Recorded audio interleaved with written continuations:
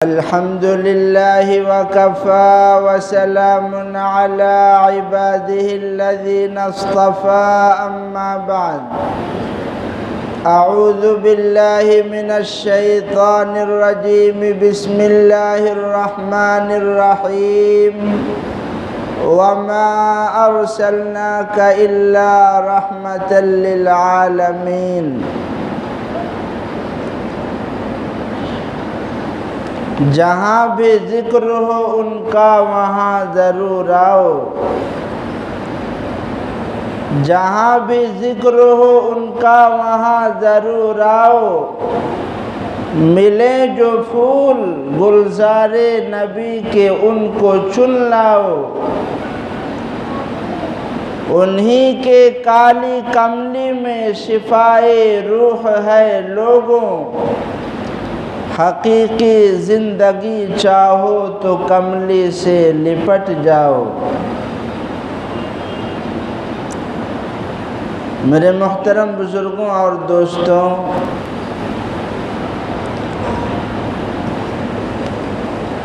اللہ رب العزت نے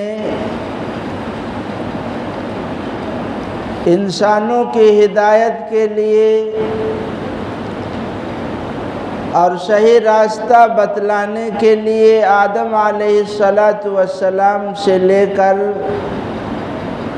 جناب محمد الرسول اللہ صلی اللہ علیہ وسلم تک جو انبیاء اور رسول کا سلسلہ چلایا ہے، جس میں اللہ رب العزت نے کم و بیش 1,24,000 انبیاء کرام اور 313 رسولوں کو اللہ تبارک و تعالی نے بھیجا ہے، لیکن اتنے انبیاء کرام آئے جن میں سے قرآن پاک میں صرف 24 انبیاء کرام کا تذکرہ ہے، اور کچھ انبیاء کرام کا تذکرہ احادیث میں ملتا ہے، لیکن اتنے انبیاء کرام میں کسی کی سیرت محفوظ نہیں ہے کہ مثلا حضرت آدم علیہ السلام آئے، آپ کی پیدائش سے وفات تک کچھ معلوم ہے آپ لوگوں کو؟ آپ کی سنت کیا تھی، آپ کا طریقہ کیا تھا؟ حضرت عیسیٰ علیہ السلام آئے، انجیل موجود ہے، توریت موجود ہے، لیکن ان انبیاء کرام کی سیرت محفوظ نہیں ہے۔ یہ انبیاء کرام کیسے تھے، ان کی حیات میں کیا کیا کارنامے انجام ہوئے اور کیا کیا ان لوگوں نے کیا، ان انبیاء کرام نے کسی کی بھی سیرت محفوظ نہیں ہے۔ اگر کسی کی سیرت محفوظ ہے تو ہمارے اور آپ کے نبی جناب محمد الرسول اللہ صلی اللہ علیہ وسلم کی پیدائش سے لے کر، بلکہ پیدائش سے پہلے ہی وفات تک، قیامت تک جتنے احوال پیش آئیں گے، ساری چیزیں اللہ کے نبی صلی اللہ علیہ وسلم نے کھول کھول کر بیان کر دی۔ سیرت کے موضوع پہ آپ تذکرہ سن رہے ہیں، میں بالترتیب چل رہا ہوں اور نیت کیا ہوں۔ عام طور پر لوگ ولادت کا تذکرہ کر دیتے ہیں بڑے جوش و خروش کے ساتھ، لیکن یہ کم سننے کو اور دیکھنے کو ملتا ہے کہ آپ صلی اللہ علیہ وسلم کی سیرت پر تفصیلی روشنی ڈالی جائے۔ میں یہاں سے بات شروع کر رہا ہوں کہ آپ صلی اللہ علیہ وسلم کے جد امجد میں ایک ہیں ہاشم، جن کا نام ہے۔ پہلے دور میں لوگ تجارت کیا کرتے تھے، ملک شام لوگ تجارت کرنے کی غرض سے جاتے تھے۔ یہ ہاشم جو آپ کے جد امجد ہیں، یہ شام کا سفر کرتے ہیں تجارت کرنے کے لیے، مدینہ طیبہ راستے میں پڑتا ہے، تو وہاں پر ایک عورت کو دیکھ کر کے شادی کا پیغام بھیجتے ہیں اور اس عورت سے شادی کر لیتے ہیں۔ اس عورت کا نام ہے سلمہ۔ ہاشم جب اس عورت سے شادی کر لیتے ہیں، کچھ دن کچھ وقت گزارتے ہیں اور پھر اپنا شام کی طرف تجارت کی غرض سے کوچ کر جاتے ہیں، لیکن یہ جو شادی کیے تھے سلمہ نامی عورت سے، یہ حاملہ ہو جاتی ہیں اور بچہ ہوتا ہے اور اس بچے کا نام رکھا جاتا ہے شیبہ۔ چونکہ یہ بچہ جب پیدا ہوا تو ان کے کچھ بال ایسے تھے سر میں جو سفید تھے، اسی لیے ان کو بولنے لگے شیبہ۔ یہ ہاشم کے بھائی تھے مکہ المکرمہ میں جن کا نام تھا مطلب، یہ ہاشم کے بھائی تھے۔ یہ مطلب مکہ میں رہتے تھے، شام کی طرف ہاشم تو تجارت کی نیت سے سفر کر چکے ہیں، ان کا وہیں انتقال ہو گیا۔ اب یہ عورت حاملہ ہوئی، بچہ پیدا ہوا، نام رکھا گیا شیبہ۔ کچھ دنوں کے بعد مکہ المکرمہ میں خبر آئی مطلب کے پاس کہ آپ کے جو بھائی تھے ہاشم، انہوں نے شادی کی تھی اور اس سے بچہ ہوا ہے۔ تو یہ مدینہ المنورہ کی طرف سفر کرتے ہیں اور پتہ لگا کر اپنے بھابھی کے پاس جاتے ہیں اور کہتے ہیں کہ یہ بچہ ہمیں دے دو۔ تو بھابھی نے انکار کیا، یہ بچہ ہم نہیں دے سکتے۔ تو مطلب نے کہا اس بچے کو ہم حرم میں لے جائیں گے، آخر اس کے رشتہ دار وغیرہ مکہ میں ہیں، ان سے ملوائیں گے، وہاں لے جائیں گے۔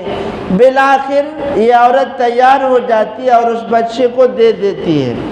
یہ بچہ مطلب اپنی سواری پر سوار کر کے مکہ المکرمہ میں جب داخل ہوتے ہیں تو لوگوں نے کہا عبد المطلب سے کہ یہ جو بچہ کون ہے؟ تو مطلب نے کہا یہ میرا غلام ہے۔ یہیں سے ان کا نام پڑ گیا عبد المطلب۔ کیا نام پڑ گیا؟ عبد المطلب۔ تو ہاشم کے بھائی تھے عبد المطلب، تو ہاشم کا بیٹا ہوا کون؟ شیبہ۔ تو عبد المطلب سوار کر کے لائے ہیں تو ان کا لقب پڑ گیا عبد المطلب، یعنی مطلب کا غلام، یہ عبد المطلب ہو گئے۔ مکہ کی سرداری جو تھی قریش کی، یہ مطلب کے ہاتھ میں تھی۔ جب تک مطلب زندہ رہے سرداری ان کے ہاتھ میں رہی۔ جب مطلب کا انتقال ہو گیا تو سرداری کس کے ہاتھ میں آ گئی؟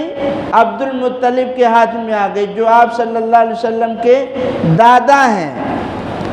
جب ان کے ہاتھ میں سرداری آ گئی، اب لوگ جاننے لگے۔ ان کے بیٹے تھے حارث، عبد المطلب کے، توجہ سے سنیں گے تو بات سمجھ میں آئے گی۔ عبد المطلب کے بیٹے تھے حارث، ایک ہی بیٹا تھا۔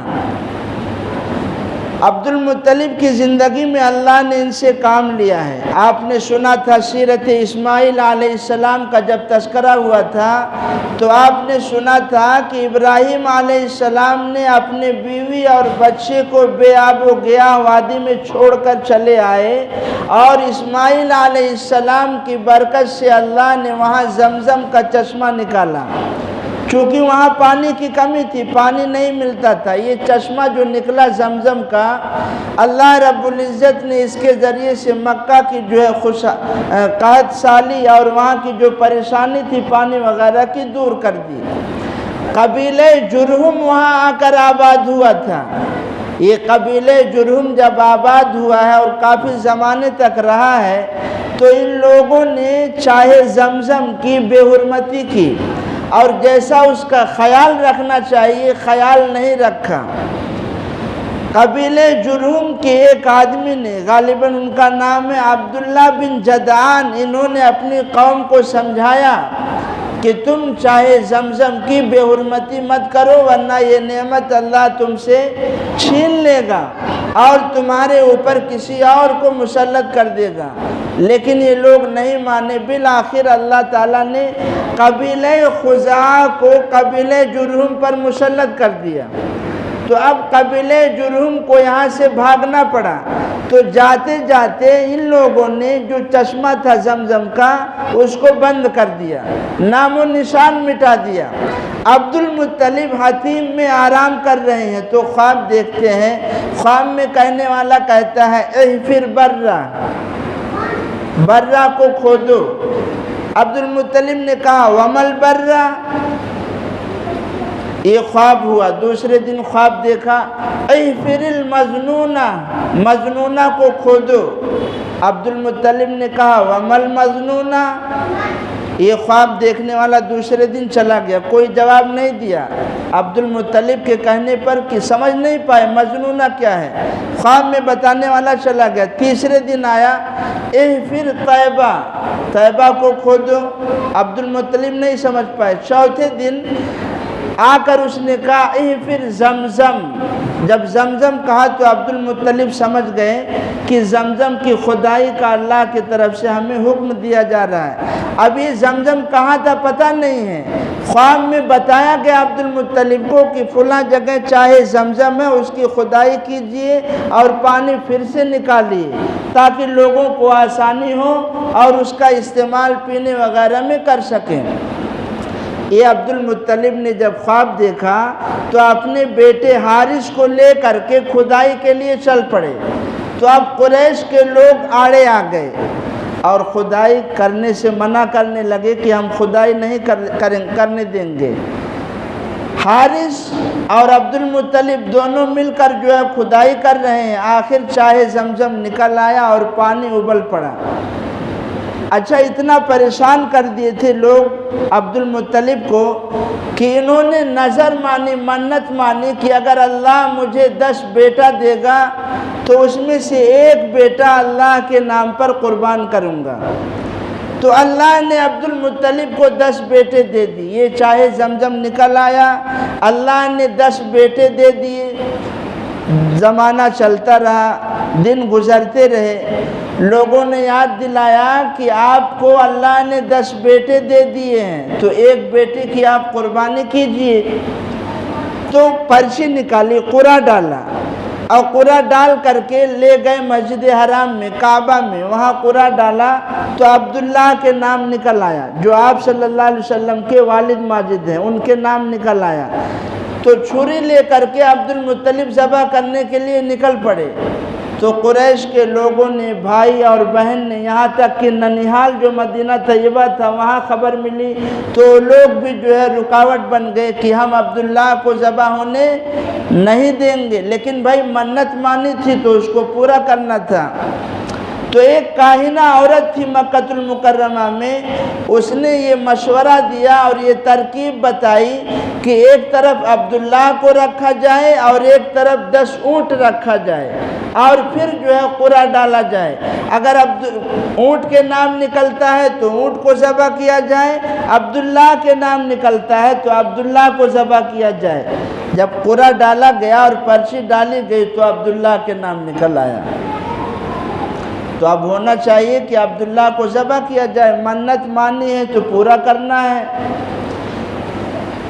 تو پھر کیا ہوا، جب 10 اونٹ ڈالے گئے، 10 اونٹ پہ عبداللہ کے نام پرچی نکلی تو پھر 20 اونٹ رکھے گئے ایک طرف عبداللہ، 30 اونٹ بڑھاتے رہے، 30 اونٹ ایک طرف عبداللہ، 40 اونٹ ایک طرف عبداللہ، 50 اونٹ، یہاں تک کہ 90 اونٹ ایک طرف رکھے گئے اور ایک طرف عبداللہ، لیکن قرعہ اونٹ کے نام نکلتا، عبداللہ کے نام نکلتا، اونٹ کے نام نہیں نکلتا تھا۔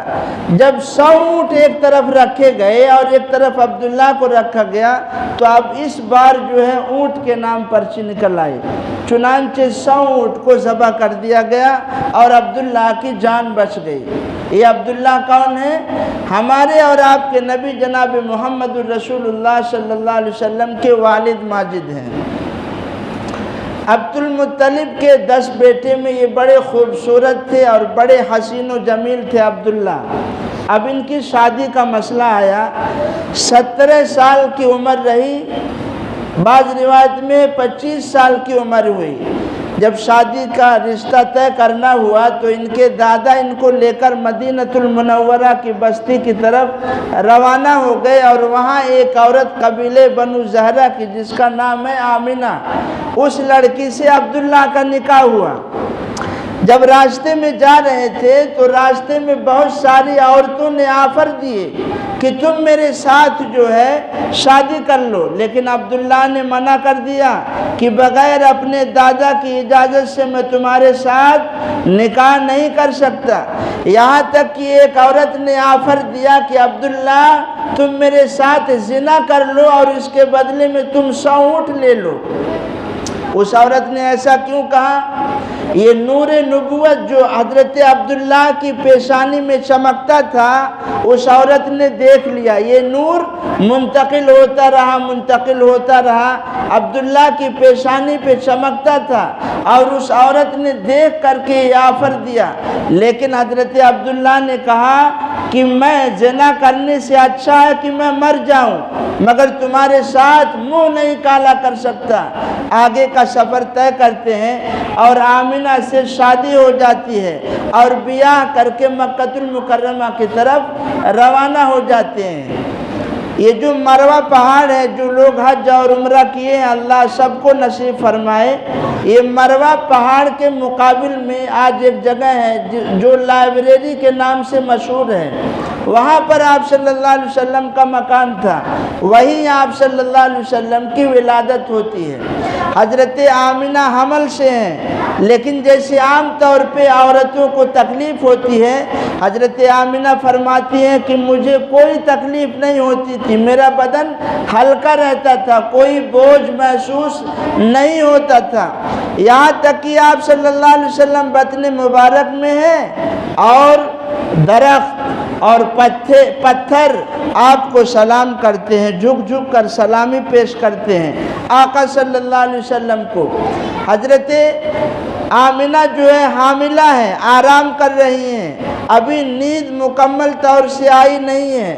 فرشتہ خوشخبری دیتا ہے، آمنہ تمہارے پیٹ میں جو بچہ ہے یہ سید العالمین ہے، یہ رحمت للعالمین ہے، یہ کوئی معمولی بچہ نہیں ہے، یہ خاتم الانبیاء جناب محمد الرسول اللہ صلی اللہ علیہ وسلم تمہاری بطن میں پرورش پا رہے ہیں۔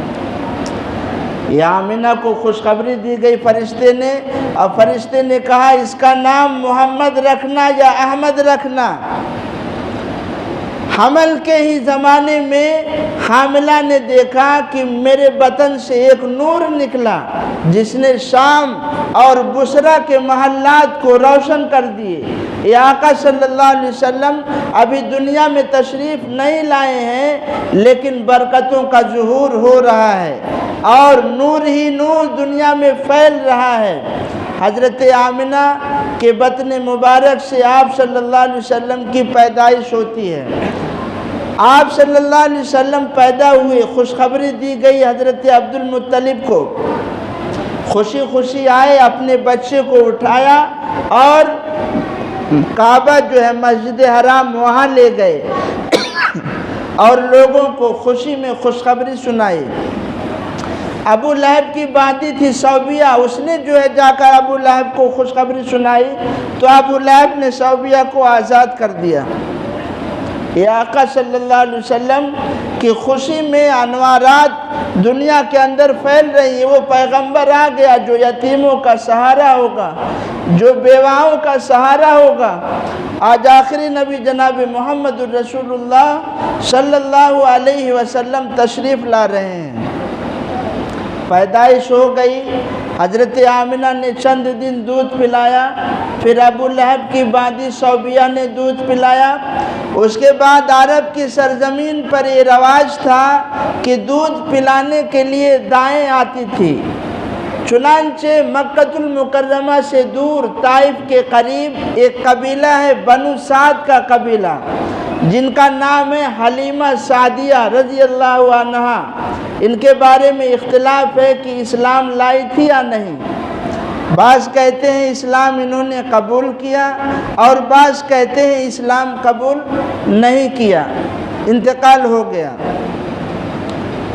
وہاں سے قافلہ آتا ہے مکہ المکرمہ میں۔ یہ حلیمہ سعدیہ بہت غریب عورت ہیں، جس سواری پہ قبیلے بنو سعد سے آئی ہیں مکہ المکرمہ تو جانور ایک دم کمزور ہے، لحیف ہے، کوئی جو ہے چل نہیں پا رہا ہے، یہاں تک کہ ان کا دودھ پیتا اپنا بچہ ماں کی چھاتی میں دودھ نہیں اتر رہا ہے۔ یہ عورت مکہ میں آتی ہے کہ شاید کوئی بچہ مل جائے اور میری روزی روٹی کا بندوبست ہو جائے۔ ساری عورتوں نے ایک ایک بچہ اٹھا لیا، حلیمہ کو کوئی بچہ نہیں ملا۔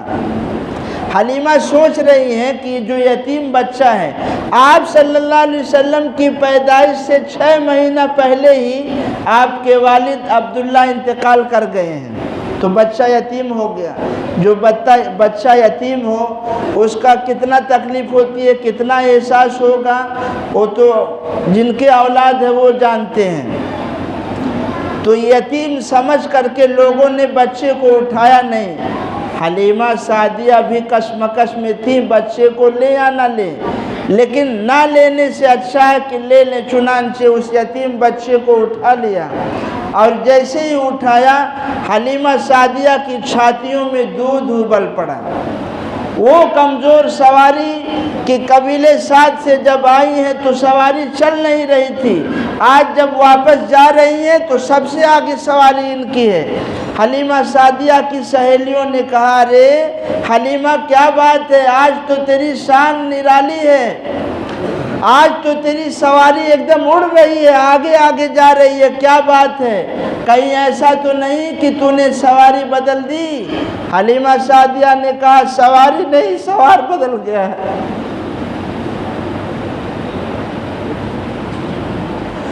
سواری نہیں، سوار بدل گیا ہے۔ یہ برکتیں تھیں جو اللہ کے نبی صلی اللہ علیہ وسلم دنیا میں تشریف لائے۔ اونٹ جو دودھ نہیں دیتا تھا، آپ کی برکت سے اس کی چھاتیوں میں اور اس کے تھنوں میں جو ہے دودھ لبالب بھر گیا۔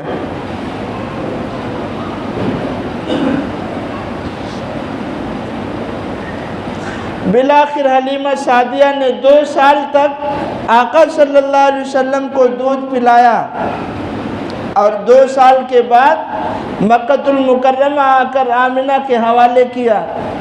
لیکن اتنے برکات اور انوارات اور گھر میں جو برکتیں اور آسانیاں دیکھ رہی تھیں، حلیمہ کا دل نہیں چاہتا تھا کہ اس در یتیم کو اس کی ماں کے حوالے کر دوں، لیکن مجبور تھی۔ 2 سال کے بعد جب حوالے کرنے گئی ہیں تو مکہ میں طاعون پھیلا ہوا تھا، بیماری کوئی پھیلی ہوئی تھی، تو آمنہ سے سفارش کر کے کہ اس بچے کو میرے پاس اور رہنے دو، تو آمنہ نے کہا ٹھیک ہے لے جاؤ۔ چنانچہ 2 سال تک حلیمہ سعدیہ نے اپنے پاس اور رکھا۔ اسی بیچ میں واقعہ پیش آیا، اب یہیں سے انشاءاللہ آئندہ ہفتہ جہاں سے چھوڑ رہا ہوں، آئندہ ہفتہ چلے گا، آپ صلی اللہ علیہ وسلم کی پھر پرورش ہوئی۔